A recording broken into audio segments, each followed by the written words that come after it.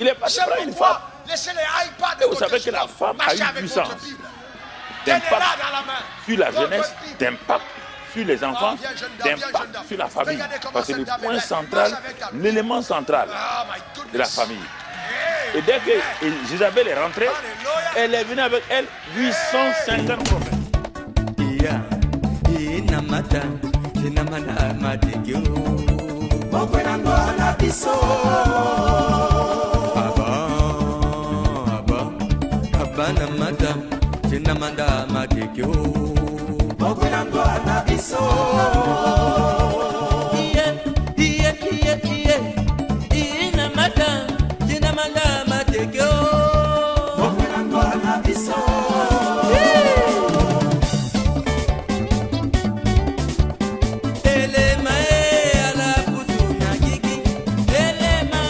Bonjour à tous. Par rapport à la journée du 8 mars 2019, une année de plus pour les droits de la femme.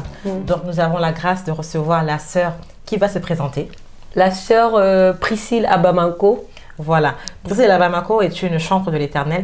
Quelqu'un me dira c'est quoi chantre? En fait, c'est une choriste, une personne qui chante, qui loue et qui adore le Seigneur à l'église à travers la musique, à travers le chant.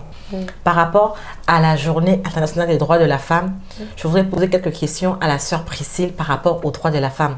Na bango ça la droit de la femme na ala la bal awal na ti monde ke tonga na na niveau ti monde pas que niveau ti nous a pas. Biba, c'est vrai qu'à de part et d'autre, il y a une valeur na wali mingi, mais aussi à wali de voir place à la quoi. Parce que nati monde surtout en doso si bira na iti shone angba da mingi même nati kodroso si siri raida mi bangba mi bati matin tia viol mi bati matin eti négligence tia sur toi colline ngba gita wali tala mi bati matin eti wali soit duna tia condition difficile parce que à la wara ku nati vie tala et tout et ala ina ati situation tonzo. Donc c'est vrai que mingi ou quoi que gonda tencha wali mingi mais na côté aussi ayiti shone angbati sina wali mingi et ti tete ti social biba que wali a intégré na ta mena société wali a wa place lo surtout na place quoi biba quoi so koli a sara wali a sara mais dans d'autres sociétés pas encore du tout. Pas encore. Et puis c'est vraiment un combat. Amina wali na beni société non apesalo na po ce soit pengati le galo bubando ou bien le galo commandé à colis mais dans d'autres sociétés non wali même si elle doit être directrice elle le devient comme ça. Alors je vois que c'est ce que j'ai remarqué un peu mais en tout cas la femme dans la société beaucoup de gens louent la femme, moi-même je loue le courage des femmes aussi, surtout les femmes battantes, les femmes qui n'ont pas été à l'école, qui vont au champ, qui essaient de faire quelque chose pour que les enfants puissent manger et de prier pour leurs enfants, bien qu'ils soient grands ou pas. C'est que c'est ça que je loue en fait. Et au niveau du ministère maintenant, il y a des femmes pasteurs. Hein. Oui, ça commence à changer là. Oui, oui. Ah. Bien que les hommes de Dieu, d'autres hommes de Dieu ont pris ce passage pour dire la femme n'a pas le droit de parler dans l'assemblée et tout. Mais Dieu fait renverser le plateau, je veux dire, les places, en sorte que les femmes prêchent maintenant. Il y a des femmes qui sont remplies du Saint-Esprit, même plus que les hommes. Plus que les hommes. Donc, moi, je vois que c'est déjà, en fait, une évolution que nous devons vraiment louer. Oui. Mais sachant que la femme ne sera jamais l'égale de l'homme. Non. Là, il faut vraiment le savoir. C'est le secours de l'homme dans Genèse, Ézère. Dieu a créé la femme pour pouvoir aider l'homme. Oui. Donc, on ne va pas jusqu'à nous mesurer aux hommes et tout ça, tout ça. Donc, il faut vraiment que la femme soit toujours soumise à l'homme. Oui. Afin de soumission, là, il y a des femmes qui n'aiment pas ça. Hein.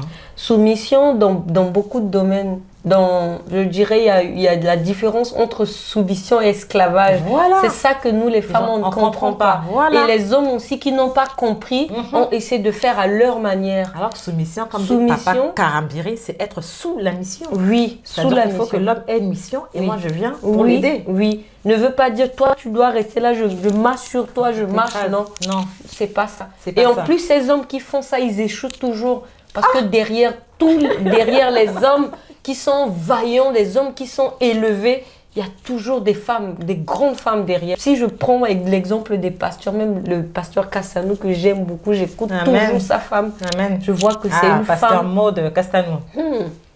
quand je l'écoute, je dis, mais c'est normal que son mari est comme ça.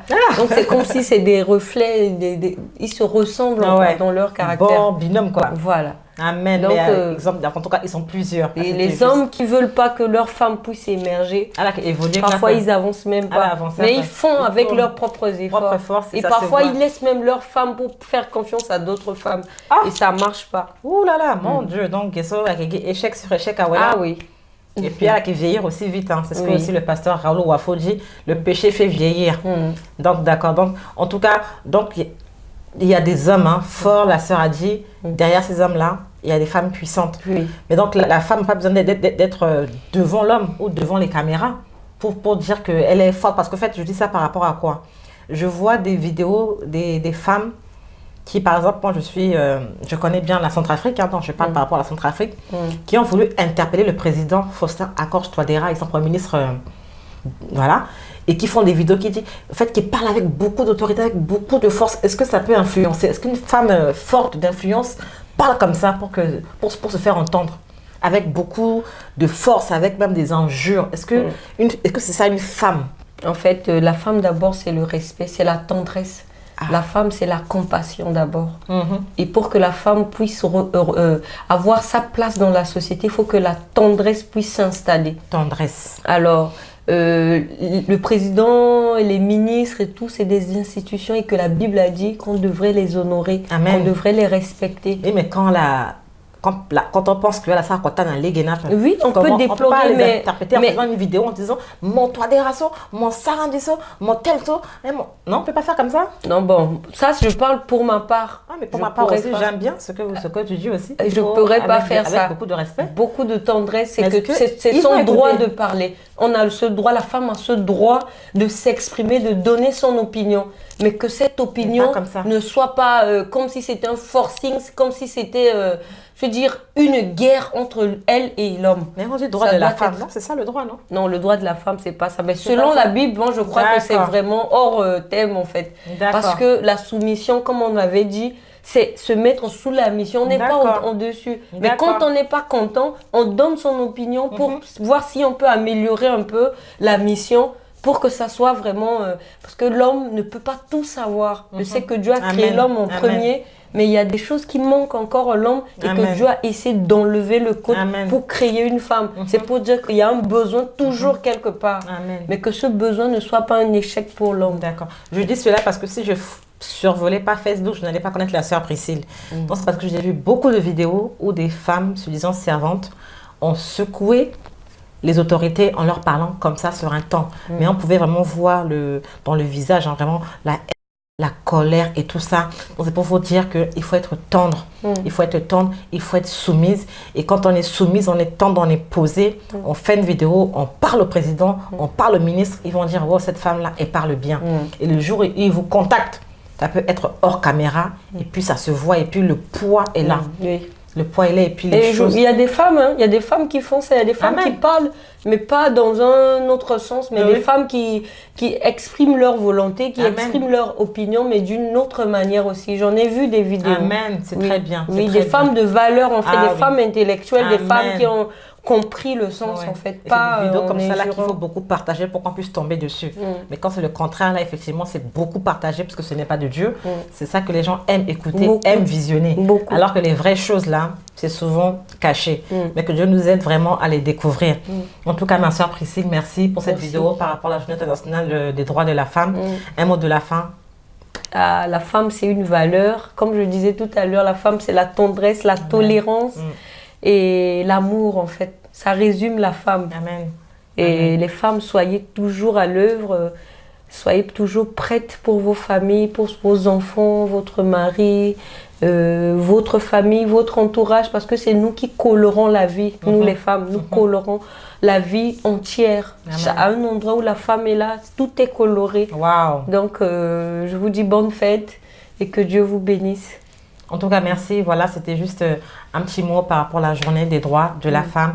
Donc, sur ce, bonne fête à toutes les femmes, peu importe leur race, peu importe leur foi, peu importe leur confession religieuse.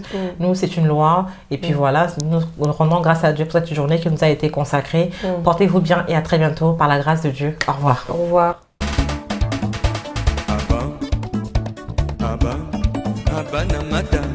tina manda matekyo mokwena ndwana biso iya ina mata tina manda matekyo mokwena ndwana biso abana mata tina manda matekyo mokwena ndwana biso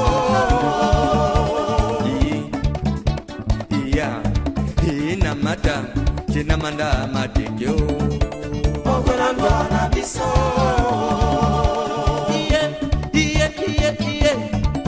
ina mata tina manda